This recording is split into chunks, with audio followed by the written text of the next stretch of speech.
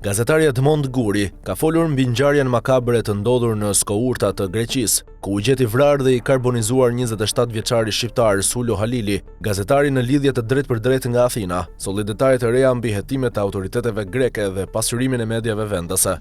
Guri e cilësoi rastin si shumë të ndërlikuar, duke e krahasuar atë me një thriller kriminal, pasi versionet e ngjarjes kanë ndryshuar nga dita në ditë. Ai shtoi se një nga pistat e policisë lidhet me mundësinë e një koincidence fatale, ku viktima mund të jetë ngatëruar me një person tjetër shqiptar me precedent penal. Kemi të bëjmë me një rast shumë të ndërlikuar, sepse ndryshe u tha fillimisht dhe tashmë ndryshe po zhvillohet ngjarja. Me sa duket kemi të bëjmë me një udhkryq, sepse policia ende nuk ka mundur të zbardhë dinamikën e kësaj ngjarjeje, tha Guri.